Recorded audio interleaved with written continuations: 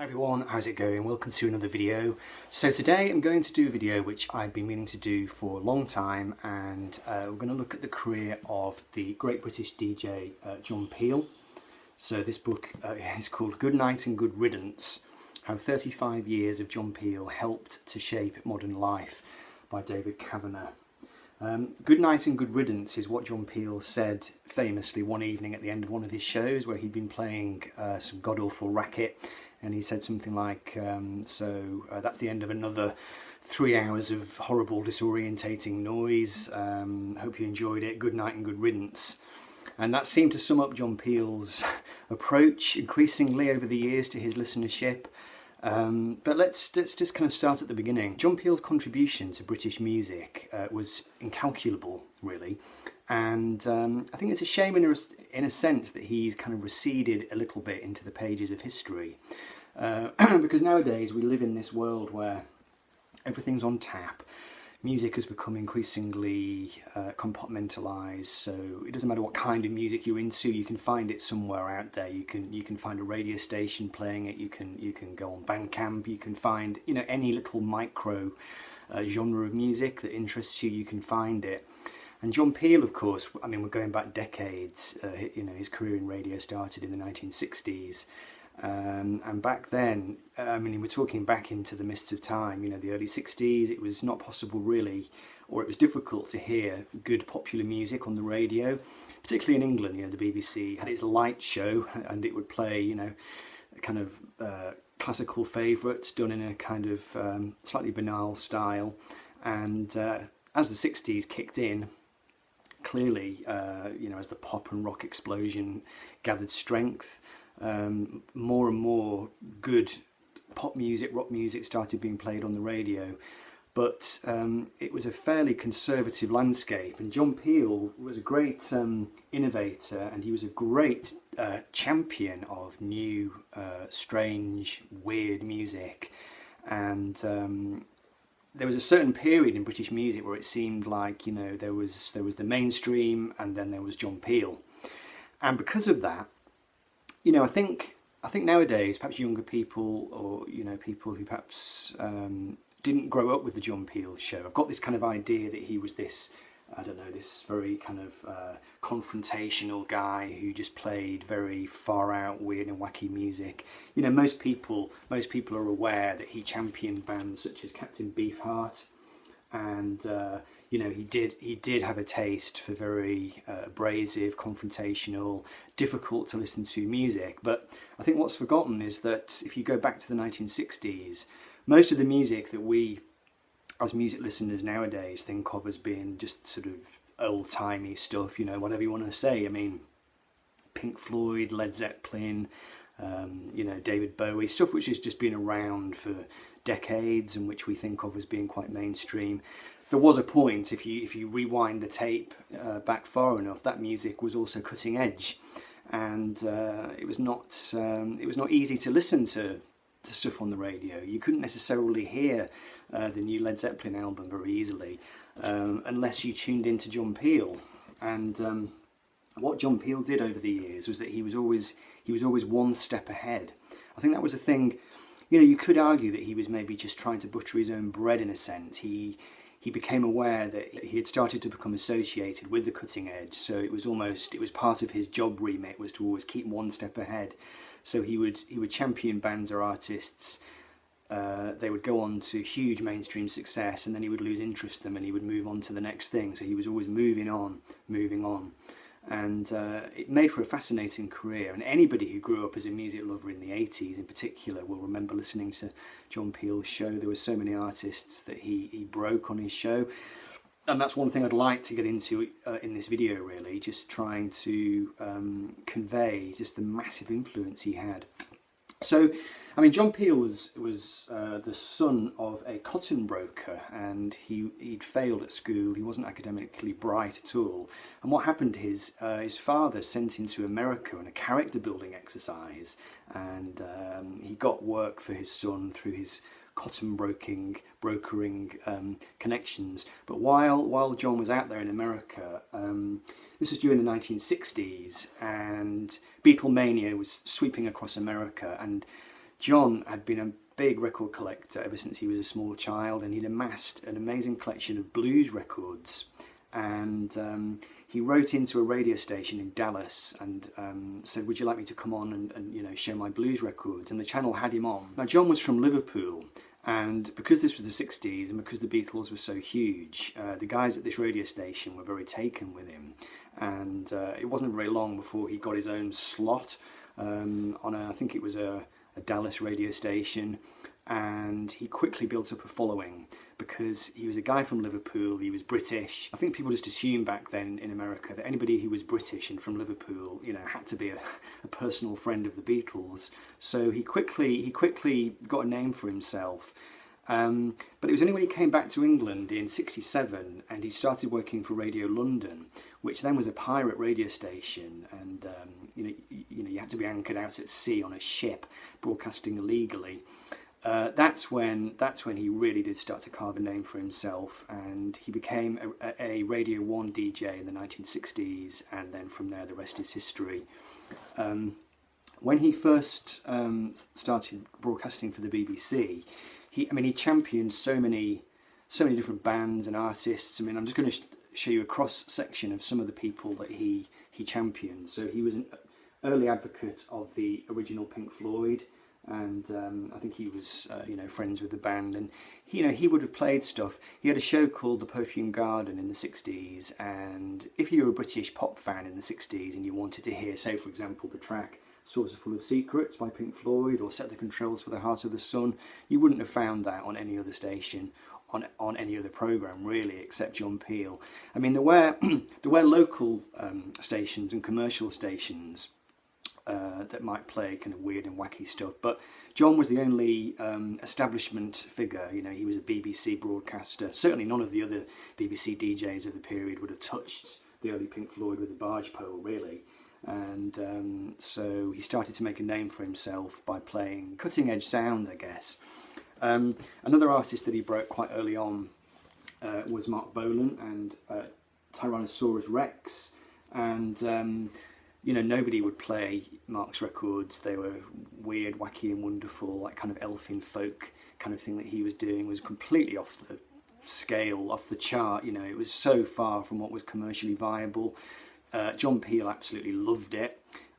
He became friends with Mark Bolan, and Mark Bolan treated him very badly, really. And you know, he kind of well, John Peel helped to break him. He played his records when nobody else played Tyrannosaurus Rex records, and he really pushed him. And then Mark Bolan just basically dumped him later on after he became famous. What happened was when he turned the band from Tyrannosaurus Rex into TRex and started having commercial pop records and pop hits, I think John Peel was a little bit, not rude about it, but a little bit dismissive. And I don't think Mark forgave him after that, and the two men became estranged. But certainly Tyrannosaurus Rex, again on the BBC at some point in the late 60s, nobody would have played T-Rex other than John Peel at that point in time. Another person whose records he championed when nobody else gave a damn was David Bowie. And you know, Bowie had made all sorts of attempts to break into the record business. He'd had failed auditions for the BBC, he'd released flop singles, you know, really difficult. Nobody would give him a chance, but Peel championed him, played him on the show, and then, you know, gradually David started to eke out some kind of career, and then the rest is history. When Peel moving into the 1970s, Peel started to present a range of different shows. It's quite bewildering, the range of different programmes he presented over the years. There was Top Gear, there was the Perfume Garden, like I said. I mean, eventually he got his own show, which was called The John Peel Show, and that was his home for many years on Radio 1. But what he used to do, which lots of other DJs didn't do, he used to play whole albums, sometimes whole sides of albums, but sometimes he would just play entire albums. And one such example was Tubular Bells by Mike Oldfield, which obviously had been financed by Richard Branson, Virgin Records. But, you know, before that organisation was a big famous organisation, and, you know, Richard Branson was just a kind of entrepreneur who hadn't had a track record or anything. Mike Oldfield was a completely unknown musician. And again, nobody was really interested in Tubular Bells. It was very difficult to get any airplay for it. John Peel heard it, loved it, and he played the album in its entirety on his Radio 1 show. And, you know, to this day, Mike Oldfield talks about that. He just says it was just one of the most incredible experiences he'd ever had, to just tune into John Peel's show. Because even back then, even in the early 1970s, Peel was a big name and he was always influential. And just to hear your entire album being played on the show was really quite something. So obviously that led to this astonishingly successful career for Mike Oldfield. It was the making of Richard Branson and Virgin Records. So, you know, you could say if John Peel hadn't done that, if John Peel hadn't given that album some exposure, would there have been Virgin Records as we know it today? Maybe not. Another group that he championed in the early 70s was Roxy Music.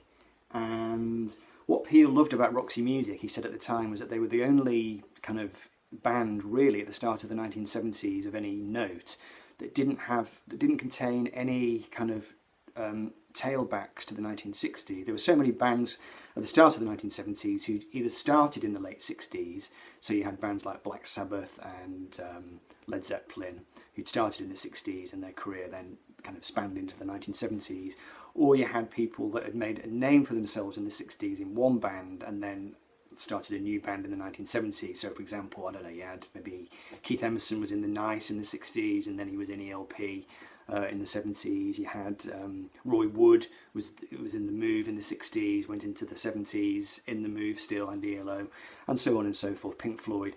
Roxy Music were the first big band to just be a 1970s phenomenon. They didn't have any 60s roots, and Peel always loved to champion the new and the innovative. He didn't like being caught in the past. He liked to play stuff which was completely different, completely new, and he championed Roxy Music, again, when nobody else would give them time of day. Again, one of the biggest bands ever. So, you know, I mean, Peel did break these bands who kind of ended up being these great kind of mainstream, huge sellers. But he would also champion bands that were cult bands that would always be cult bands. They were never going to break into the mainstream. So he had an absolute passion for Captain Beefheart, whose music he discovered back in the Perfume Garden days, back in the 60s. I think he just loved the kind of abrasive, strange, avant-garde texture of the music. And it was characteristic of Peel's show that, you know, his shows could be difficult. You know, there was always a certain amount of music on that show that would just push envelopes, push barriers, you know. I mean, sometimes you'd think, God, this is just totally unlistenable. I'm not saying Captain Beefheart is like that, but Peel's ear was definitely drawn towards strange music, difficult music, things that perhaps even he himself wasn't too sure whether they were good or not. He liked to have his ear challenged. He didn't always like to hear the same kind of stuff. So Beefheart was a great example of that. And then a bit later in his career, he fell absolutely head over heels for a British band known as The Fall. And he had a big, long, you know, decades-long love affair with The Fall. He just played them all the time. He gave them so many sessions on his show. You know, the famous John Peel sessions, where a band or an artist would go into the studio, record 3 or 4 songs, especially recorded for the Peel show, and that would be played on air. And often those sessions would result in a band getting a record deal, or at the very least, maybe like a NME review, or then a kind of tour or something. You know, the sessions would often be the make or break of a band, really, if you got a session played. Peel loved The Fall. He loved their iconoclastic kind of sound and imagery, the fact that they were doing something which nobody else was doing, the fact that their music was difficult, strange, challenging, nothing like anything else. That kind of fed into his love of all things weird and wonderful. So Captain Beefheart and The Fall were kind of two sides of the same coin. But it is interesting how he had the kind of two sides. He would play stuff that he liked. Some of that would go on to be absolutely massive, famous, you know, music, like real game-changing music. Other things would remain always a cult affair. But even the cult bands that he championed, often, you know, Captain Beefheart, The Fall, and so on and so forth. They were always kind of highly regarded. I think there was a kind of stamp of approval. If you were championed by Peel, then you were always going to be touched in some way, you know, by that magic. I should just stress, you know, I mean, John Peel really didn't believe his own myth at all. He was one of the most humble men. He just saw himself as somebody whose job was to play records. He was frequently in awe of the musicians whose careers he championed. You know, he was quite a shy man, and you know, he was always too shy to hang out with the guys. You know, he wouldn't hang out with David Bowie. He wouldn't hang out with Brian Ferry. He was always very intimidated by the idea of that. And even though he was breaking all this incredible kind of left field strange music, he himself was a very straight, normal man. He was a family man. You know, he wore jumpers and corduroy trousers, and you know, he had a beard, and he was sort of, visually, he was a kind of old school BBC presenter. But if you tuned into his show, you'd think, God, you know, what is this guy playing? It was nothing like anybody else was playing. Now, what happened was Peel in the 70s got really into the prog rock kind of era. I mean, he'd been into like, you know, all the sort of progressive 60s bands that were perhaps a bit psychedelic, you know, Buffalo Springfield, Moby Grape, Beefheart. He championed all that stuff. As it got into the 70s and it morphed into progressive rock, so you're talking Yes, you're talking King Crimson, Pink Floyd. He championed all those groups as well. Led Zeppelin, Black Sabbath, you know, he played all that. But in 1976, he was the first British DJ, I believe, to play the Ramones' first album. He found a copy in his local record shop. I think he had a deal at his local record shop in London where the guy running the shop would let him borrow, say, 20 albums. He'd take them home, play them. The ones he liked, he would buy, play them on his show. The ones he didn't like, he would send them back. So he took this album home. He didn't know anything about it. He played it on his show, and it was an absolute seismic moment, really, in British pop culture. So many people rang his show to say, do not play that rubbish again, because he had all these prog rock loving kind of long haired hippie types who just wanted to listen to the new ALP record, and all of a sudden Punk was playing the Ramones and they really didn't like it.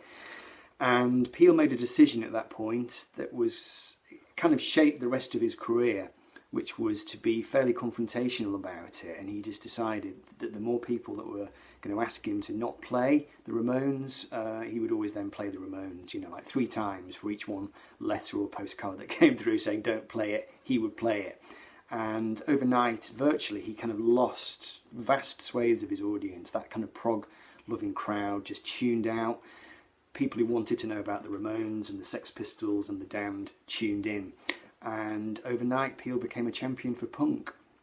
He changed his image visually, cut his hair, he trimmed his beard. He just became a much more kind of austere figure.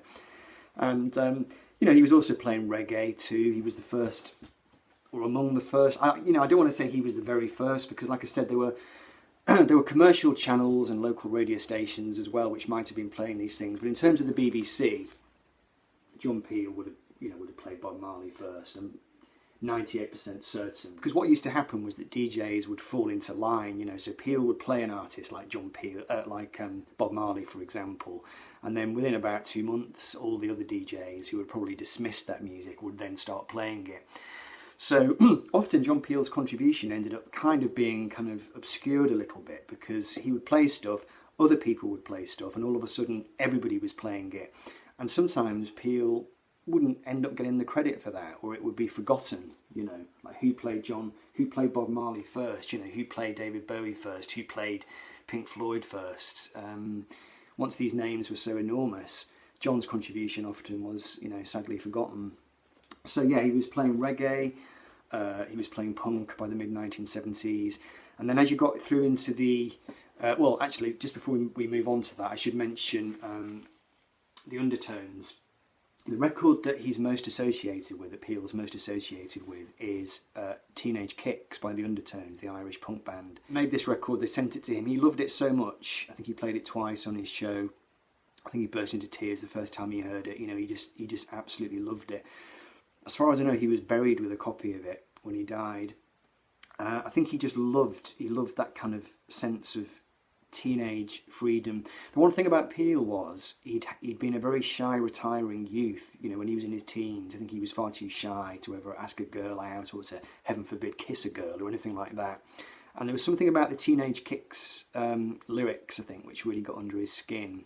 This idea of just a young, teenage boy just being swept off his feet by this girl. I think he found it very affecting, and he loved the music. He loved the simplicity of it. He loved the fact that there was no adornments. It was very stripped back. Peel didn't like well, after 1976, after he played the Ramones, Peel decided he didn't like overblown music. And for the rest of his career, he mainly championed stuff that was kind of more basic, more primitive. But he absolutely loved the undertones. And like I said, Teenage Kicks is one of those records that has just become synonymous with him, really. Now, moving into the 80s, I mean, Peel's influence was just incalculable. I mean, there's so many bands that you might not realise, wouldn't have got their break nationally without John Peel. So we're talking about bands like the Smiths. We're talking about bands like Echo and the Bunnymen. We're talking about bands like The Cure. And, I mean, that is just the tip of the iceberg. All that sort of 80s independent scene was kind of nurtured by Peel. And then moving into the 90s, he just kept on doing it, So you're talking about bands like Belle and Sebastian. You're talking about Jack White and the White Stripes. He was really good friends with them. He had them over to his house on numerous occasions, playing sessions. He was always looking for the next thing. He was always looking to play something that was new and different, and he championed so much. But it would be a mistake to think of him as just being a kind of just a rock guy or a pop music guy. The one thing that was probably more crucial than anything I've said already about Peel was not so much what he played, but how he sequenced his show.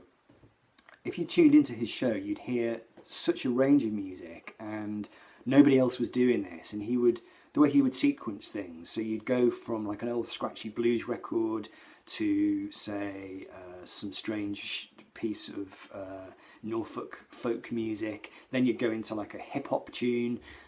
Then you'd have some kind of strange industrial kind of throbbing gristle type music. Then he'd play a little bit of light opera. He threw everything at the wall. It was just, you never knew what you were going to get. It could be a fairly bewildering show. It could be a very exasperating show. I mainly listened to it in the 90s, and by God, I mean, sometimes you think, I'm not sure I can handle this. It was a total head mash sometimes. You'd hear something really great, and then you'd hear something that was just not to your taste at all. And when Peel died, they had to commission about 20 different radio shows, each of which was just going to mine one furrow that he tried to, dig. So just before I finish then, just a quick list of the groups or the artists that have credited Peel in the past with helping them get on the ladder, helping them get started. I mean, some of these I've mentioned already. David Bowie, Mark Bolan, Rod Stewart. He was a big champion of the early Faces, played the Faces music. It's hard to imagine now, isn't it, when a band like the Faces would have been quite cutting edge, but Peel played them when nobody else did. Elton John, astonishingly.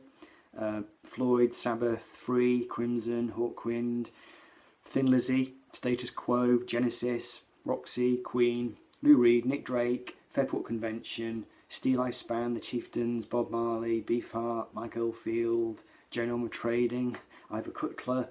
Then you got all the punks, you got the Ramones, the Pistols, the Jam, the Slits, Susie and the Banshees, XTC, Costello, Gary Newman, Dexys Midnight Runners, Joy Division was a big one, Human League, The Fall, The Cure, Simple Minds, OMD, UB40, Duran Duran, the Cocteau Twins, Sisters of Mercy, Frankie Goes to Hollywood, the list goes on, Nick Cave, the Pogues, Julian Cope, Morrissey, Billy Bragg, Bjork, Chumbawamba, The Shaman, the Butthole Surfers, The Charlatans, Nirvana, Pulp, PJ Harvey.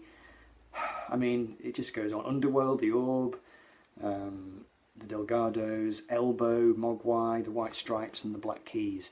So all of those bands have at some point credited him with some kind of vital help up. And in the 80s, during the independent music kind of boom, what would happen is, a record label would print up, say, 1,000 copies of a single. They'd send one to John Peel, and if he played it on his show, then that might lead to a record deal, and they'd be able to get more records out. If he didn't play it, then perhaps nothing would happen for that band. And Peel was buried under a deluge of cassettes.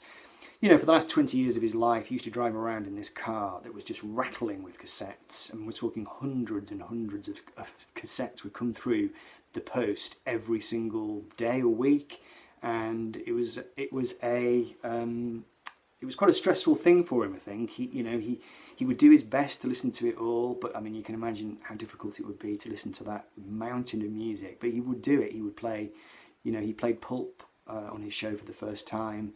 Pulp had been struggling, over in Sheffield for a long time, trying to get anywhere. Peel played a song, and then that started the very long, slow process. And I think it was Jarvis Cocker who did, hand John Peel a tape, because Peel used to do these road shows. He used to go and do, DJ sets, and people would come up to him after the show and they would give him a tape. And I think, Jarvis Cocker was one of those people. But I mean, for every one Jarvis Cocker, there were probably 500 other young men or women who, handed him a tape and hoped for the best. But with the best will in the world, he wasn't able to play everything. Peel, there's a bit of a tragic end to the story. Peel was not treated well by the BBC. They were constantly moving him around in the schedules, constantly messing him about, pushing his show back later and later. I don't think they really understood Peel and the culture that he was fostering. He was tolerated. The BBC has always been a fairly conservative organisation. They didn't treat him well, and he became very stressed towards the end of his life. And he ended up dying of a heart attack way long before his time was up. And then as soon as he died, he was absolutely canonised by everybody, and the BBC then were really quickly then to start capitalising on his legacy. So if you want to know more about Peel, this is a great book. There are a few different books on Peel. This is the one that I like. This is a kind of record of all the various shows and things that he, sessions and shows, and they do it by the date. So you can turn to a date, 2nd of January 1984, the John Peel show. So in that edition, it's so good reading these band names. So he played 10,000 Maniacs and Frankie Goes to Hollywood on the show that night, but then he also played the Furious Apples, the Toxic Reasons, the Leather Nun, and Hagar the Womb. But it's not just a list, it goes on to talk about, what exactly was happening in Peel's life at that time, and, why he was playing those particular records and how he'd come by them. It's a really fascinating book. So yeah, check it out. And I forgot to mention also world music in the 80s. Peel became a big champion of world music and African sounds. A band that he championed was the Bundy Boys. This is their album Shabini, and that really fed into his interest in reggae and music that was not from America or not from Britain. He was interested in international sounds. By the 80s, there was lots of competition. You had DJs like Andy Kershaw who were doing something very similar, but most of those DJs have always kind of tipped the hat to John Peel and said that he was a great influence and a great inspiration. So there we go. Yeah, and I can say just in conclusion that I was honoured at least on 2 different occasions by having little messages and emails read out by John on his show. I think he once gave a dedication to my partner, and I also had a couple of nice email exchanges with his wife Sheila as well. I mean, they were very open people. You could contact the show, you could get stuff read out by him, and he was always very down to earth. I had a friend actually who had a record played by Peel as well, my mate Jamie over in West Yorkshire. I was sharing a house with him, and he had a little thing on the go with a friend. They were doing very hard industrial techno music, and they managed to get a record out, just a 12-inch. And I was listening to the Peel show one day, and my mate Jamie's record, came on the radio. He was playing it, and I had to run downstairs and ring him because he was over at this guy's house. I had to ring him and say, "Tune in now, Peel's playing your record." So it's kind of thrilling. And there are thousands of artists who could, claim to have had the same experience, and for many of them, it led on to just astonishingly successful careers. And oh, just one thing before I finish. I should just mention as well that Peel didn't like everyone. He didn't like everyone and anything, and there were certain artists who he couldn't stand, and he wouldn't play them. So just a little footnote. I can think of two off the top of my head. U2, couldn't stand them, and he also couldn't stand Bruce Springsteen. And there was a thing about Peel, when it got to the sort of mid-1970s, I think Peel was very keen to protect his image, perhaps, as somebody who kind of liked underground music, and I think there was part of him that really struggled with mainstream artists after a certain point. He would promote them, and then as soon as they were successful, he would stop playing their music. And I think his reasoning was, well, there's no point me playing their music anymore. I've done my job, I've broken them, now somebody else can play their music. But I know Springsteen and U2, he didn't like them at all. And they were two artists who became quite big quite quickly. And maybe he just felt that perhaps he hadn't had enough of a hand in breaking them or something, I don't know. He had his visceral dislikes, and you know, they could be quite irrational, I think, or there were perhaps complex reasons for why you know, he wouldn't like something, but that all kind of went up into, you know, just into the enigma of the man, really, into just his very distinctive and unique approach. Anyway, I've rambled on for far too long. Hope you enjoyed that. Leave some comments below. Did you used to listen to the Peel show? Do share your memories of that if you did, and if you didn't and you enjoyed the video, then just leave me some comments anyway. Let me know what you think of what I've said about Peel and his legacy. So, take care folks, see you soon, bye bye.